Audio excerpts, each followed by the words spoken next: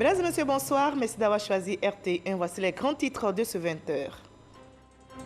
Les fidèles musulmans sont en fête. Ils célèbrent ce vendredi l'Aïd el-Kébir aux fêtes de la Tabaski.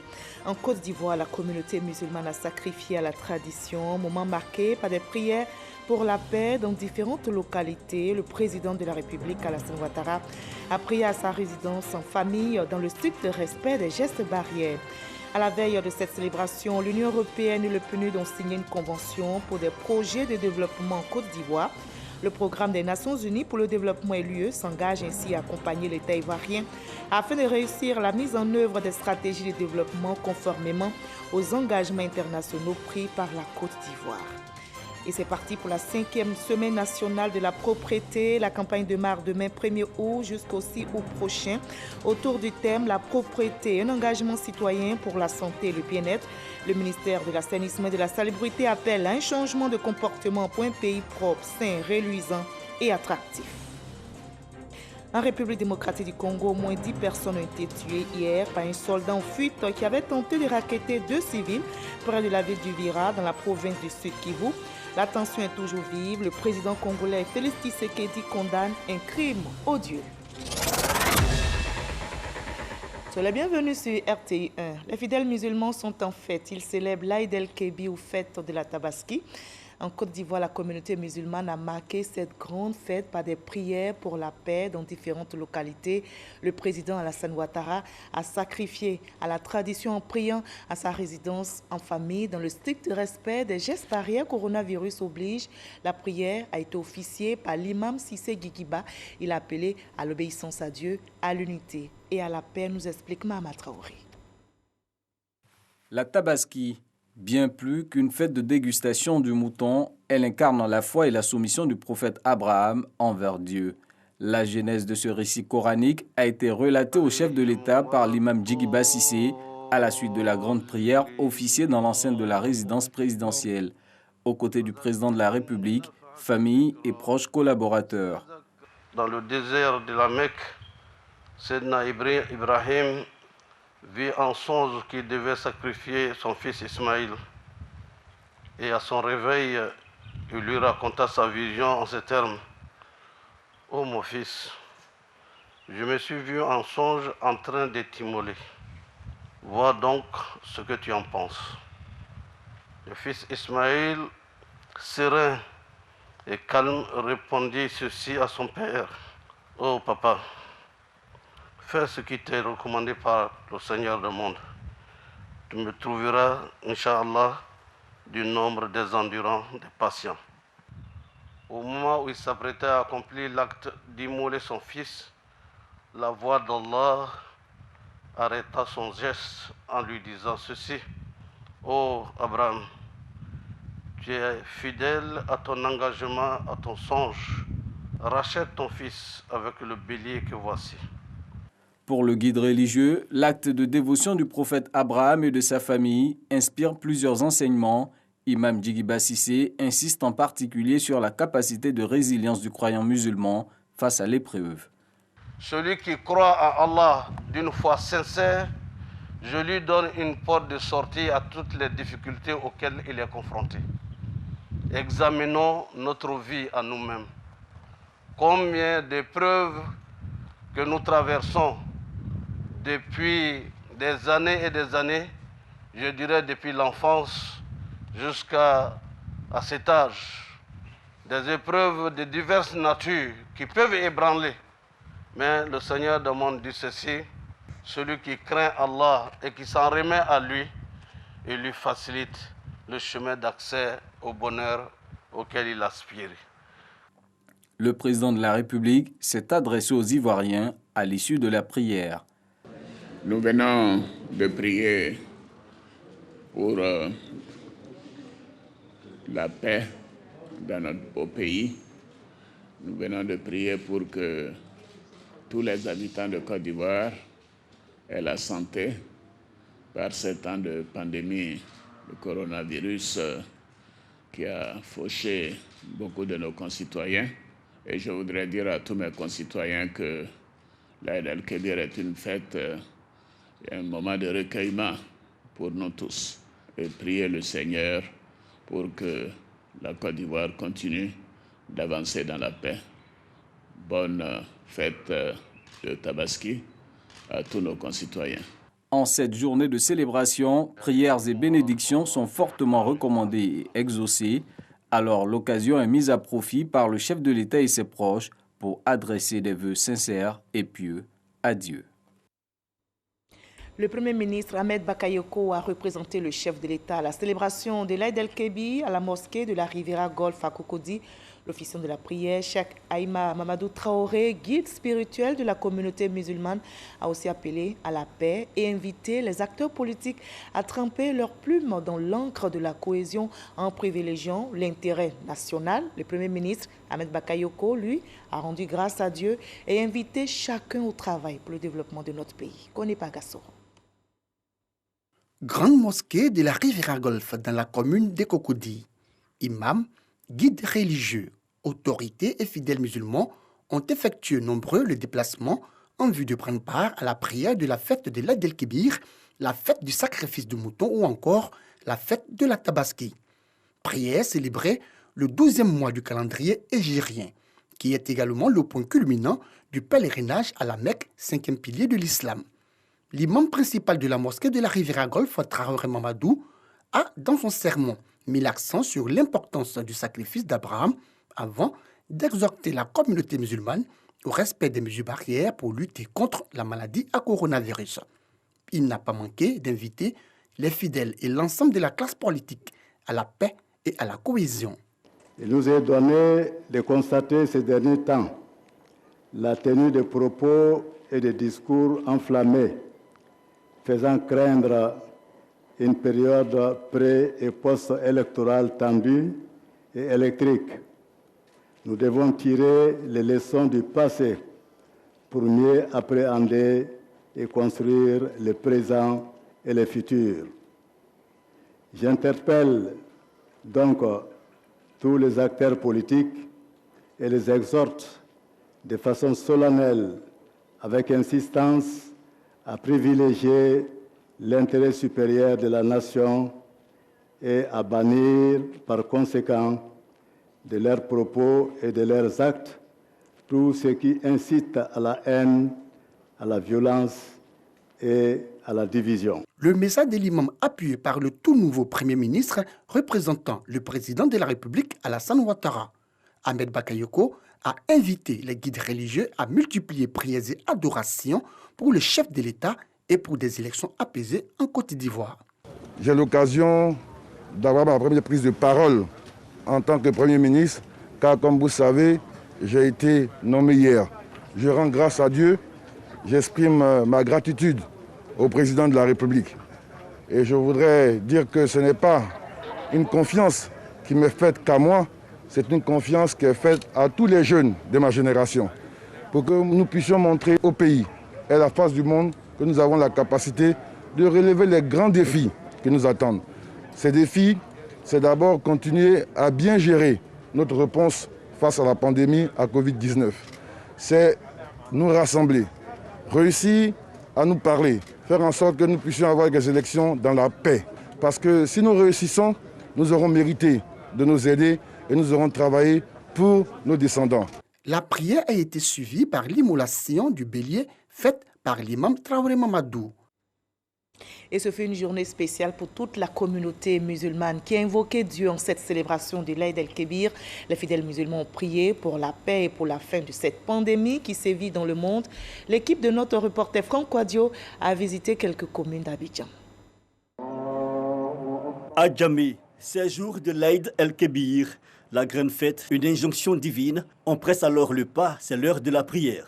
Cette période de l'Aïd el-Toufit est une grande occasion pour nous de prier, exaucer nos vœux, demander tout ce qu'on veut à Dieu en fin d'année. Et nous profitons de ce moment pour prier pour notre chère Côte d'Ivoire, que Dieu amène la santé au pays par rapport à la situation du Covid et aussi que Dieu apaise l'atmosphère politique. L'état d'esprit est déjà présent. Grande artère et même les ruelles les plus étroites sont occupées et l'an de spiritualité oblige. À la mosquée principale d'Adjamé, 220 logements, la communauté islamique Ahmadiyya est réunie autour de son leader, l'Amir Kayoum Pacha. La culture du partage est l'essentiel du message. Démarche similaire à Yopougon à la mosquée Taoufik de Ouassakara avec l'imam Cher Raïssa Fadiga. À Atekoubé, c'est à l'esplanade située face à la grande mosquée que communient les fidèles. Il y a le sermon, puis l'immolation de la bête par l'imam. Et nous, on prie Dieu aussi pour toutes les communautés musulmanes et tous les Ivoiriens et le monde entier. On prie pour que cette maladie qui est sur nous aujourd'hui, que Dieu n'a qu'à enlever ça sur nous. Aux côtés des fidèles, le premier magistrat de la commune d'Aopolin sacrifie à la coutume. L'Aïd el-Kébir est une grande fête qui nous permet de nous rappeler le sacrifice d'Abraham, son acte de foi, mais aussi nous rappeler que nous devons de plus en plus éviter que le sang coule entre nous. Mais plutôt que le sang qui doit couler dans nos veines soit le sang de la solidarité et du partage. Amen. Un message, mais aussi plusieurs visites à des familles démunies et à différentes communautés. Un autre aspect de l'Aïd el-Kébir ou encore Aïd al-Adha, recevoir et donner, une tradition respectée ce jour. Cette immolation, vraiment, c'est un sacrifice qu'on fait pour honorer la volonté du prophète Mohammed sallallahu alayhi wa sallam. On le fait, ce n'est pas parce qu'on veut manger toute la viande. La viande est à partager. La Tabaski, appelée ainsi en Afrique de l'Ouest et du Centre, a lieu au dernier mois du calendrier musulman. Et qu'en est-il de l'intérieur du pays? Comment les musulmans de Bouaké ont-ils marqué cette fête de la Tabaski en ce jour? Quelle est l'ambiance de l'Aïd el-Kébir dans la région de Bouaké? Élément de réponse avec Charles Tatou. Mosquée principale de Bouaké, il est 8h30.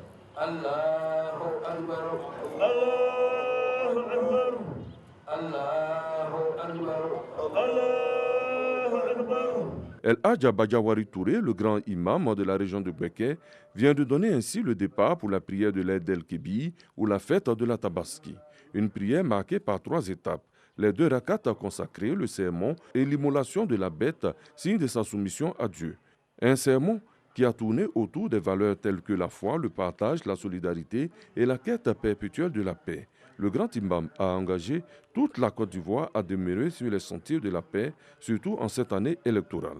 Les autorités de la ville présentes ont bien cerné le message. Une pensée spéciale pour Feu El Hadj Amadou Gon Coulibaly, l'ex-premier ministre. Toutes ces prières faites aujourd'hui puissent aider le pays à pouvoir supporter le deuil et aider le pays à pouvoir s'en sortir de toutes les difficultés que nous traversons. Que le Seigneur, dans sa magnitude, apporte la grâce sur le pays, sur le président de la République, sur le nouveau Premier ministre et aussi sur l'ancien Premier ministre pour qu'il repose en paix. Après la prière, place au partage tel que prôné par le Saint-Coran. Plusieurs familles musulmanes ont reçu gracieusement un bélier pour leur permettre de faire le sacrifice d'Abraham. L'action est à mettre à l'actif de El Hadj Touré Souleymane. Cette distribution se fait sur le sceau, encore une fois, de la reconnaissance et de l'hommage à son Excellence Amadou Gon Coulibaly, parce que lui-même offrait des milliers de moutons chaque année. Repas en famille, visite entre amis, la Tabaski est donc lancée à Bouaké. Et voilà, c'était le reportage réalisé par Kader Sogodogo. Moment de prière et de solidarité, la Tabaski, je rappelle, est la plus grande fête de l'islam. À Korogo, capitale du Poro, on a aussi sacrifié à la tradition. Tous les sermons étaient basés sur la paix. Et ce jour de fête s'est transformé en un moment de recueillement pour le Poro qui s'est souvenu de son fils, le défunt Premier ministre Amadou Gon Coulibaly. Des prières ont été dites en sa mémoire. Ami Sissoko. Korogo, l'Aïd el-Kébir ou Tabaski, mosquée du quartier 14. Début de la prière, 8 heures. Suivant la tradition, les fidèles ont accompli les 2 rakats officiés par l'imam Seydou Silué. Dans son sermon, l'imam a instruit les fidèles musulmans sur la portée spirituelle de l'Aïd el-Kébir. Cap sur la grande mosquée de Korogo au quartier Koko, où la prière débute à 9 heures. Elle enregistre la présence des autorités de la ville. Après les 2 rakats obligatoires, l'imam Gaussou Cissé a livré un message de paix et de cohésion sociale. Il a aussi formulé des prières à l'endroit de tous les défunts, particulièrement à l'ex-premier ministre Amadou Gon Coulibaly, qui ne manquait pas de se plier aux 2 rakats traditionnels chaque fois qu'il en avait l'occasion. Cette première fête de Tabaski qui intervient moins d'1 mois après sa disparition, nous qui sommes restés de la famille après lui avons eu à cœur de perpétuer son action sans y enlever un iota. Son père, le président Alassane Ouattara, était d'accord avec nous et nous a demandé avec insistance de faire en sorte qu'il en soit ainsi. C'est ainsi que tous ceux qui recevaient des moutons de la part du Premier ministre Amadou Gon ont reçu leurs moutons à Korogo. Amadou Gon a travaillé pour la cohésion, pour l'union, pour la paix. Et pour que son âme vraiment repose en paix, c'est que nous soyons dans les traces qu'il a laissées, que nous continuons de pérenniser l'ensemble de ces efforts au niveau de Korogo de la Côte d'Ivoire. Pour tout musulman. À la suite de son sermon, l'imam Gaussou Cissé a procédé à l'immolation de son bélier, un geste qui commémore le sacrifice du prophète Ibrahim, le père du monothéisme. Comment s'est déroulée la fête de la Tabaski dans la région de la Nawa, précisément à Méagui. L'Aïd el-Kébi a été marquée, vous allez le voir, par des prières dans le strict respect des gestes barrières à cause du coronavirus. On voit l'ambiance de cette fête avec Jean Magagui.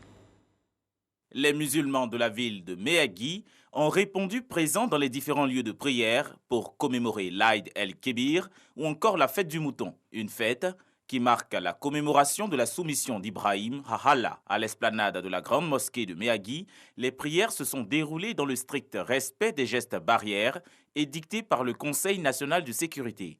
Après les 2 rakats obligatoires, l'imam principal, Cheikh El Hadj Ibrahim, dans son sermon, a invité les fidèles à respecter les prescriptions du Saint-Coran et surtout à être des ambassadeurs de paix.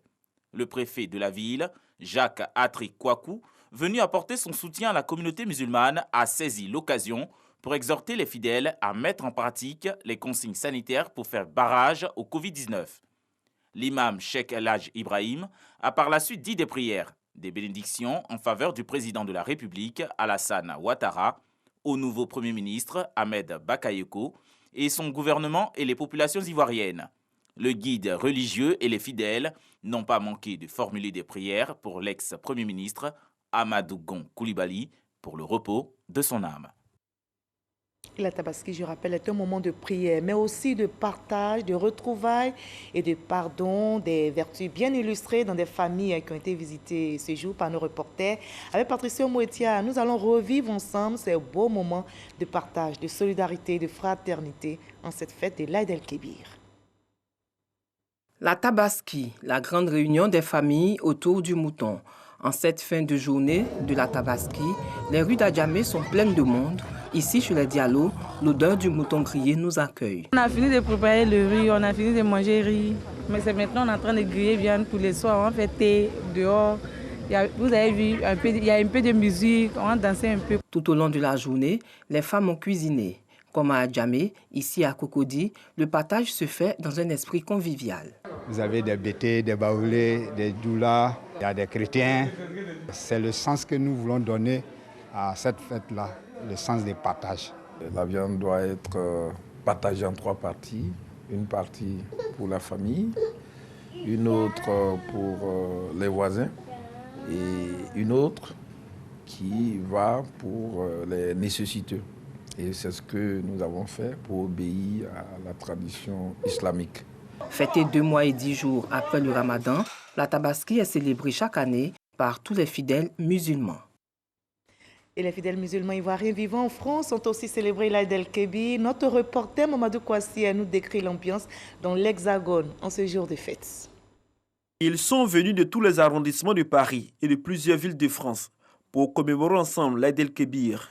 C'est désormais une tradition pour ces musulmans de la communauté ivoirienne vivant en France. Et cette année, à Saint-Denis, en Île-de-France, la mobilisation des fidèles musulmans a poussé le comité d'organisation à effectuer la prière en 2 groupes, en vue de respecter les mesures barrières liées à la Covid-19. Dans les différents sermons, Les imams Losséni Touré et Mohamed Lamine Kamara sont revenus sur l'importance de la célébration de la fête de la Tabaski. Une occasion d'appeler les Ivoiriens à l'entente, à la solidarité et surtout à la cohésion. Ils souhaitent que ces rencontres renforcent davantage les liens entre les Ivoiriens. Aujourd'hui, le message c'est quoi? C'est l'unité, la fraternité et le voisinage. Parce qu'il faut insister là-dessus. Nous sommes des frères. On doit rester des frères. Des prières ont été également dites pour une période électorale apaisée en Côte d'Ivoire. Et les musulmans ivoiriens de France ont sollicité la clémence d'Allah pour le repos de l'âme du Premier ministre Amadou Gon Coulibaly. Nous voulons une paix en Côte d'Ivoire. Pour qu'il y ait la paix en Côte d'Ivoire, il faut qu'entre nous ici, nous ayons une cohésion. Et cette cohésion nous amène à la piété. Donc c'est pourquoi nous avons décidé ensemble de faire la prière pour qu'on puisse faire aussi des bénédictions pour notre chère patrie qu'est la Côte d'Ivoire. Ce rassemblement des fidèles musulmans ivoiriens vivant en France est une initiative de l'imam Ahmed Kouyaté, représentant du COSIM en France. Et chaque année, le choix est porté sur l'une des organisations islamiques ivoiriennes représentées en France pour conduire la prière. Après le CNI, Conseil national islamique, l'année dernière, c'est la LIPSI, Ligue islamique des prédicateurs de Côte d'Ivoire, d'officier la prière cette année. Et voilà tout ce que l'on pouvait dire en ce jour de la fête de la Tabaski célébrée à travers le monde. Bonne fête à tous les musulmans. On a célébré la fête de la Tabaski dans le strict respect des gestes barrières. Vous avez vu, coronavirus oblige. On continue donc la sensibilisation pour freiner la pandémie.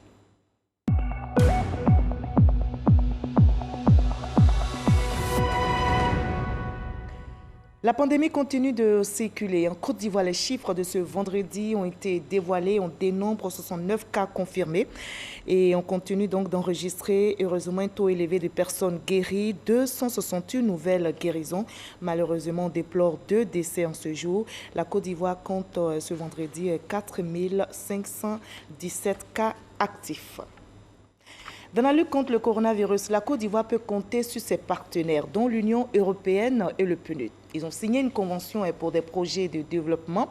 Le programme des Nations Unies pour le développement et l'UE s'engage ainsi à accompagner l'État ivoirien afin de réussir la mise en œuvre des stratégies de développement conformément aux engagements internationaux pris par la Côte d'Ivoire. Francis Poifou. La convention signée entre l'Union européenne (UE) et le Programme des Nations Unies pour le développement PNUD permettra la mise en œuvre du programme cadre d'appui au pilotage stratégique du développement et des ODD. Il vise entre autres objectifs: consolider le mécanisme de coordination de l'aide et de concertation sur le financement efficace du développement, et enfin renforcer les capacités du système intégré pour le suivi et évaluation des ODD, y compris les statistiques. Outre l'appui technique, la contribution financière de l'UE à l'atteinte de ces objectifs se chiffre à 328 millions de francs CFA. L'accompagner avec des études, l'accompagner avec des éléments permettant d'alimenter le dialogue entre les politiques sectorielles qui doivent être suivies, évaluées et mesurées afin de prendre les bonnes directions, les bons choix. La ministre du Plan et du Développement traduit la gratitude du gouvernement aux partenaires techniques et financiers de la Côte d'Ivoire dans le processus de formulation en cours du nouveau Plan national de développement PND 2021-2025. Le suivi de ces plans, la mise en œuvre, la réorientation en cours de route, la mesure de ces résultats, tout ça est un travail qui est assez important, mais qui se fait avec les départements sectoriels, mais qui se fait aussi avec les partenaires au développement. La mise en œuvre du programme cadre d'appui au pilotage stratégique du développement et des ODD, objet de cette rencontre, va coûter environ 1 000 milliards de francs CFA. Autre partenaire de la Côte d'Ivoire, le Canada. Le diplomate canadien en fin de mission dans notre pays a été reçu pour un dîner d'adieu. La coopération entre les deux pays a été évoquée, nous explique Sidonie Davila. Au nom du président de la République et en vertu des pouvoirs qui nous sont conférés, nous vous faisons honneur de l'ordre national de Côte d'Ivoire. Fin de mandat de l'ambassadeur du Canada en Côte d'Ivoire. C'est le 29 septembre 2017 que Julie Schuldeis a présenté ses lettres de créance au président de la République, Alassane Ouattara. Un séjour marqué par son engagement et sa disponibilité dans l'accomplissement de sa tâche qui ont permis de contribuer à la consolidation des relations entre la Côte d'Ivoire et le Canada. Au terme d'une mission qui aura duré 3 ans, les valeurs et les mérites de la diplomate canadienne sont reconnus et salués par le ministre des Affaires étrangères, Ali Koulibaly. En organisant ce dîner en votre honneur, j'avais le souci non seulement de dire au revoir à la grande amie de la Côte d'Ivoire que vous êtes, mais aussi affirmer solennellement que votre mission a été accomplie avec succès, à la grande satisfaction du chef de l'État, du gouvernement et du peuple ivoirien tout entier. Durant ces 3 ans, l'ambassade du Canada a vu une croissance importante, avec une augmentation de presque 30% de son personnel. Nous avons également augmenté notre financement en soutien aux objectifs de développement durable, particulièrement dans les secteurs d'éducation, de santé et d'égalité des genres. La Côte d'Ivoire et le Canada ont établi leur coopération le 26 septembre 1962. Depuis cette date, les 2 États entretiennent des relations qu'ils qualifient d'harmonieuses. Ils nourrissent donc l'ambition de les raffermir davantage. En témoigne le volume des échanges commerciaux entre le Canada et la Côte d'Ivoire qui a connu une hausse de 22 milliards de francs CFA ces dernières années. Et c'est reparti pour la Semaine nationale de la propriété. L'édition 2020 a pour thème la propriété, un engagement citoyen pour la santé et le bien-être. C'est une initiative du ministère de l'Assainissement et de la Salubrité et elle vise à donner à la population ivoirienne le goût de l'ordre et de la propriété, à susciter surtout le changement de comportement pour un pays propre, sain et attractif. Grâce Rando. C'est parti pour la 5e édition de la Semaine nationale de la propriété SNP, qui se tient du 1er au 6 août et ce, en prélude à la fête nationale.